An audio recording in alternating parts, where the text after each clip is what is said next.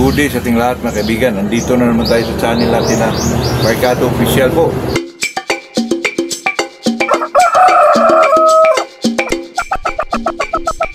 Bago tayo magsimula mga kaibigan, shoutout muna tayo kay Marvin Tuitan, Maasin, Southern Leyte, Alan Nava, Agusan del Norte, Philip Gabisay, Dampas, Tagbilaran, Bohol, Salvador Ocampo. Sincere po sa pagpunaw sa atin, kundi maayo. Ako pala mga kaibigan ay nagpapasalamat sa mga nag-abil sa atin na taga Cebu, taga Leyte, taga Masbate. Alam nyo na yun mga kaibigan. Ako ay nagpapasalamat po sa pagtiwala ninyo po sa pag-abil sa ating pahulugan. Kahit munting area lang itong ano natin at saka may munting kalaman din tayo. Yun lang po. Maraming salamat sa inyo mga kaibigan. At saka kinukongratulate ko si Ronaldo Tabilog kasi sabi niya nag-champion daw siya mga kaibigan gamit ang Enervon saka B12. Hindi ko na sana ito babanggitin pa itong Enervon B12 pero talagang iba po kasi may nagpapasalamat na lang nag-champion daw siya. Alangan naman din natin sasabihin mga kaibigan kasi itong Enervon B12 mga kaibigan lalo na pag baguhan ka kundi marunong ka na ng kunti na magkondisyon ay talagang ma-feel mo po na iba po. Talagang may ang manok, talagang may tama siya sa vitamina o kitaan mo yung lakas ng palo at saka maliksi ang isang manok mga kaibigan. Ilang beses na tayong pabalik-balik dyan mga kaibigan pero hindi na sana ito natin babanggitin pero talagang may magpasalamat po kasi baka ngayon lang nila nakita yung dati nating content kasi mga kaibigan mag-scan yan makita ka sa YouTube, i-scan yan lahat yung mga content po doon. Makita yung mga lumang content po, mga bago. Kaya baka sinusunodin. Hindi nag-champion mga kaibigan kasi alam nyo naman na pag ikaw talaga gumagamit ng mga tablitang yan, sundin mo lang yung mga nasabi natin doon mga kaibigan. Talagang may epekto po. At saka pag-usapan natin mga kaibigan. Kahapon kasi mga kaibigan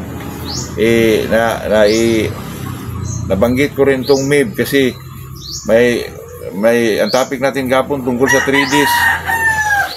days printing mga kaibigan. Yan, nabanggit natin yan kasi 3 days before the fight din yun.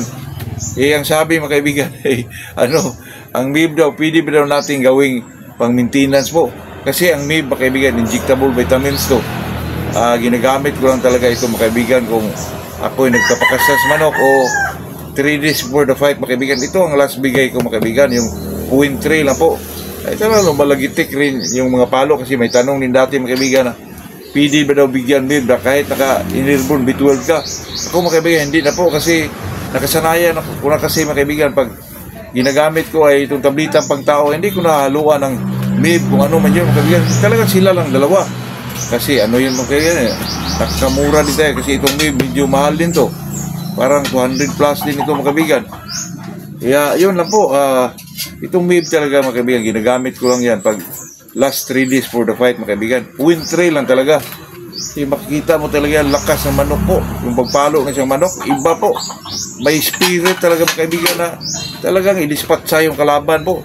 Yun lang talaga mga kaibigan. Kasi ang ano ko kasi mga kaibigan sa 21 days keeping ko mga kaibigan, ginagamit ko pong injectable itong complexor. Kundi complexor mga kaibigan, itong Tiabix po.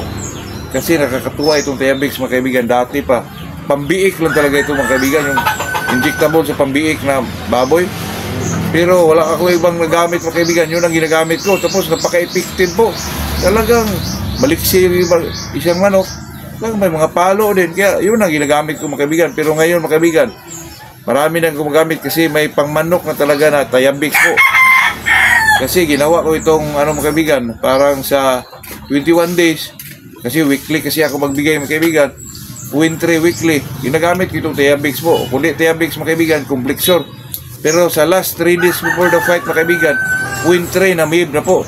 Doon mo makikita mga kaibigan, ang lakas sa isang manok po. Kaya sa akin, sinasabi ko to, depende na lang kung gayahin nyo mga kaibigan. Pero pag ginagaya nyo mga kaibigan, posibleng hindi nyo gamitin ulit po kasi iba ang palo ng nakamib mga kaibigan. Totoo lang. Kahit wintry lang yan. Last 3 days mga kaibigan. Nako, super ang palo na isang manok po. Hindi ko lang alam kung bakit ganun mga kaibigan. Kaya yun lang po ang masabi ko dyan mga kaibigan na kasi itong MIB na mention ko kahapon kasi ang topic natin ay yung 3D printing. Yung 3D printing, mga kaibigan, pahinga na tayo doon.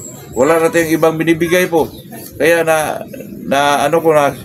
nasabi ko kahapon yan. Tapos nagtanong, mga kaibigan, talaga may makarinig dyan. Kasi ang ginagamit ko lang yung web sa last 3 days for the fight, 2-3 lang. Ay talaga lumalabas tayo yung lumalagitik na palo po. Totoo yan, mga kaibigan. Tayo naman ay hindi nagsasabi na hindi totoo, mga kaibigan, kasi experience natin yan. Bilang isang magmamanok po, talaga makikita mo, mga kaibigan, masaksihan mo talaga na ba't lumalabas ang power ng manok ko, na hindi naman talaga, hindi ko naman expected to, kasi isang bisis mo lang inanjikan yung manok mo. Talagang may power o may magic talaga, mga kaibigan. Kahit itry nyo pa yan, siguraduhin ko sa inyo, mga kaibigan, na hindi kayo mabigo po. Talagang lumalabas yung lumalagitik na palo po, mga kaibigan. Malupit na palo po. Yun lang, mga kaibigan. Good morning sa ating lahat po.